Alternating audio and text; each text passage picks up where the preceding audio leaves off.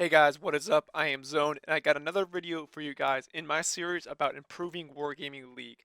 This time, I'm talking about what I feel is the number one problem plaguing Wargaming League at this moment, and that is accessibility. I just want to forewarn and say that while I have had many extensive talks with people involved in Wargaming League, everything here is of my opinion, and if you guys don't agree with any of my ideas, that's okay, because everyone is entitled to their own opinion. So what do I mean by accessibility and competitive matchmaking? Well, sadly, the average player doesn't really know what Wargaming League is, and while some may have heard about it, they may not really know how it works. And currently, in World of Tanks, there's no way whatsoever to play the league format in-game without scheduling a practice with another team, which is assuming you have a team, or a third-party matchmaking system like FaceIt. No other legitimate competitive game that I can think of has no way to play the official esport format. CSGO, League of Legends, Dota 2, Overwatch, and StarCraft 2 all feature a game mode that is extremely close, if not exactly the same as the one played in their competitive esports.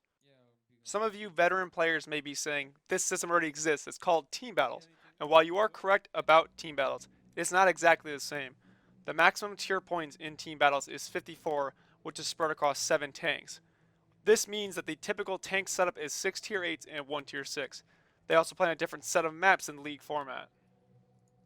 What I propose is making Team Battles the exact same format as Wargaming League and call it something different like Competitive Mode or League and offer larger incentives to play. There would be an option to just press Battle and not have to queue with a full team already in place, and this would place them with players of roughly the same skill using an elo-based ranking system, much like CSGO.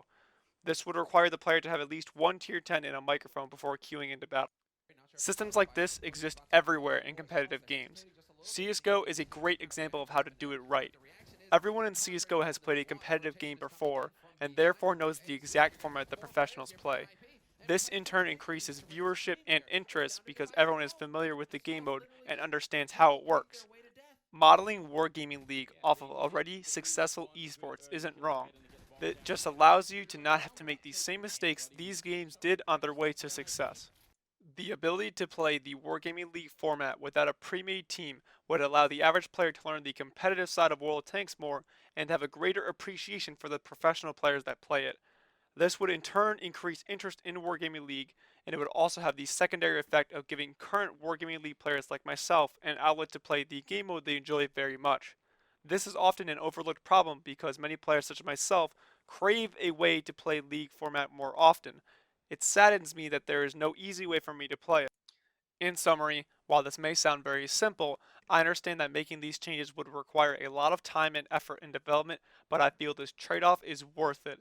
Making Team Battles Tier 10 with an ELO-based ranking system would allow Wargaming League to flourish and would solve the biggest problem of the sport, which is accessibility. That about wraps it up for this one, guys. If you haven't already seen them, I'd really recommend you guys check out my other series on Inside the Mind of a Unicum, where I play pub battles and talk you through my decision-making process. If you haven't already subbed, please do. It helps out the channel a lot. Thank you guys so much for watching, and I'll see you in the next one.